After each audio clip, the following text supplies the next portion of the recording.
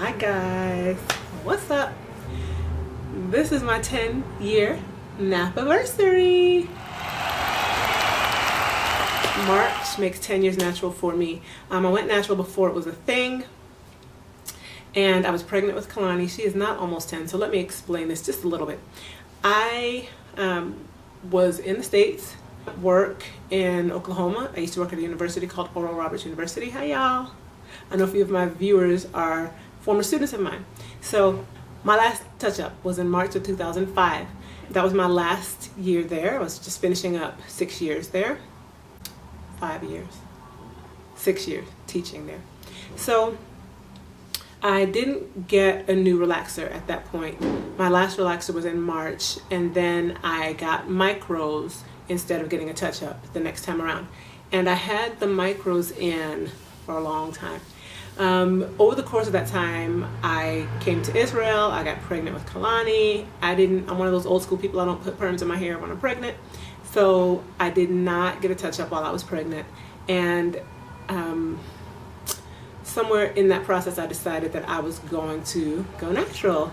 Thanks to the input from several friends who I've shouted out before. Joanne Burgess was a huge one. She is Judge Joe, by the way, on Sakata, which is a dance show in Kenya, which you should check out. And she's a friend from Oklahoma. So she was a major inspiration, and she was always talking to me about it. And so I ended up, we were both living in Israel at the time, and she really strongly influenced me. My husband was a huge proponent of it. I have another video that references that, our Love and Natural Hair tag, which you should check out. He just really encouraged me to go natural as well. And I was very tender-headed and very opposed to the idea for years. But at that point, which happens often, I think when women are pregnant, I know it does for me, I decided to just do something radical and different. So I did. I cut my hair off. I have included clips of that before. I don't think I'm going to put that picture in here, but I might. Who knows? So after I cut it off, I went on the journey of learning how to do this. And there was no whole idea of transitioning or big chopping or anything like that. So since that point, I considered myself, since my last relaxer, as having been natural. And that was in March of 2005. And for some reason, the date is in my head, March 26th, which is tomorrow.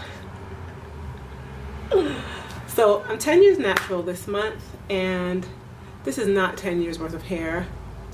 This is probably, I'm saying 3-4 years. I've cut my hair several times, trimmed several times. I've had breakage for sure. One thing I haven't had is heat damage. Praise the Lord, haven't had that, but I have had breakage. But this is a pretty good amount of hair. Over those 10 years, woo, I have learned a lot. A lot. My battery checked out on me, so I had to charge for a little bit. We'll see how that goes, because I don't have a whole lot of sunlight left, so we'll see. Anyway, so I just wanted to make a few observations, things that I have noted over the last 10 years being natural. The hair typing system is at best a guide. It is not an absolute framework. You know what I'm talking about? Type 1, type 2, type 3, type 4, A, B, C. Some people even throw in a Z or a Z, depending on where you're from. It was created by Andre. I don't know a whole lot about it, or him. All I know is this. When you start typing hair, you're automatically given to absolutes. You want to say, my hair is exactly this. It's type 4B. It has zigzags. Or it's type 4C. It has tiny coils. But it's more of a guide.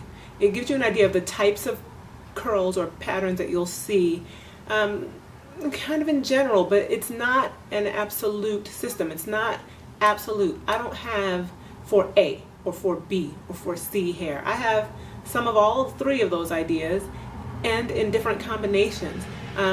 He didn't even actually develop a C. A lot of people have just realized that their kinky hair didn't fall into type A or type B. It was a little bit tighter with coils, and so they didn't feel like they could say that was type 4A, but it didn't zigzag, so they didn't feel like they could call it type B. It coiled, but the coils were smaller. Some people found their hair didn't coil at all. It just puffed. Maybe that had to do with hydration, maybe it didn't. I don't know.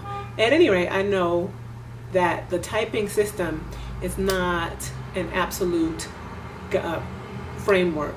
It's a guide. It's a very loose framework that you can kind of function within to give you a general idea. I've learned that what works for some will not work for others.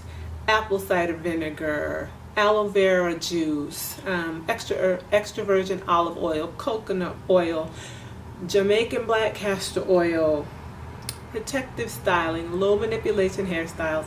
All of these things are great and they help different people in different ways. For me personally, aloe vera juice does nothing. I tried it, I tried to like it, I tried to work it. It didn't do much as far as closing my cuticle goes. And I know it worked wonders for people like Kimmy Tube and thousands of others who followed her lead. I tried, I was on the Kimmy Tube wagon. I still appreciate Kimmy Tube, but it didn't work for me. So everything doesn't work for everyone. You have to find what works for you. That's going to be one of my later points. I'll get there soon. Climate and environment play a huge role in hair maintenance and the products that you are able to use on your hair. I used to live in Atlanta, Georgia. I could use certain products there that I cannot use here because in Israel it's arid and dry half of the year and damp and wet half of the year. So in Jerusalem specifically, not in the whole country, but in Jerusalem. When I was in Atlanta, it was humid most of the time. And my hair loved the humidity. I had to use different products, though, depending on the styles I wanted, if I wanted to keep most of the humidity out. Here, my hair is craving moisture and needing it all of the time. In the summertime, I can't use humectants. I can't use humectants in a dry environment or it sucks the moisture out of my hair. I can't use castor oil because of that in Israel. However, in Atlanta, no problem. The moisture transfer is not going to harm my hair in a moist environment, but it will in a dry one. See what I mean?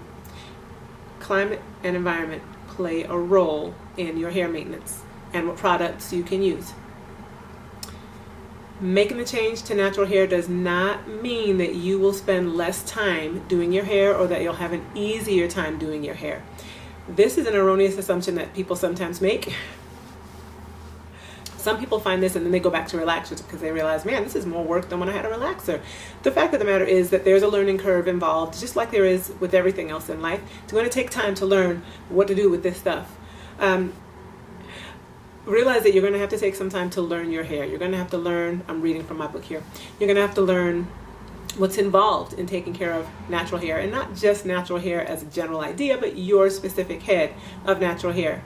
Even after that, you're going to find that hair care takes time. Depending on your goals, it's going to take time. Even if you had straight or relaxed hair, it still took time. When you went and got a touch up, put the relaxer in, sat there for a while, then rinsed it out, neutralized it, then put the conditioner in it, then you blow dried it or sat under the dryer with the big rollers in your hair. Then after it dried, you flat ironed it. It took time. It takes time to do this also. It's not going to be super quick unless you just kind of like to wash, condition, and afro, which is great. That's fine if that's what you want to do.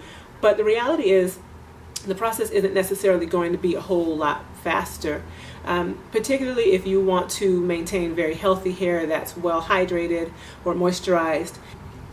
So it's not necessarily easier or a faster process. Trial and error is the primary process by which you see hair success, which means you will have failures. It also means you will have successes. I have some failures that are hilarious. I did this banana deep condition one time.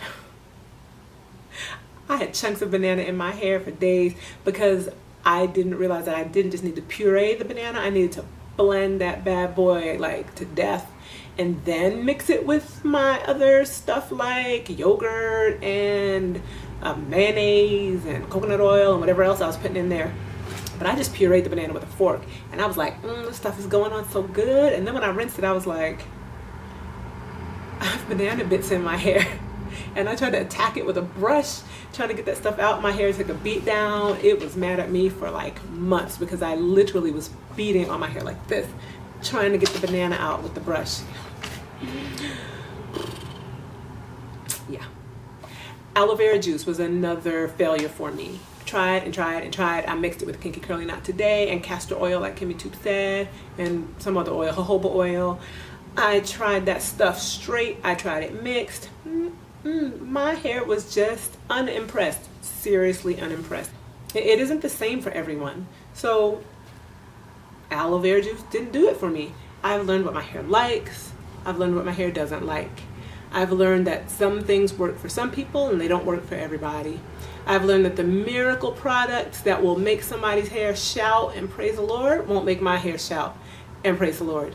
And that things that cause my hair to like fall out in the glory don't cause other people's hair to fall out in the glory. Thanks for watching, guys. I hope you enjoyed this video. Please don't forget to comment, rate, and subscribe. If you enjoyed this video, tell your friends about it. If you have any questions or comments, put them in the comment section below. Thanks for watching, guys. Bye-bye.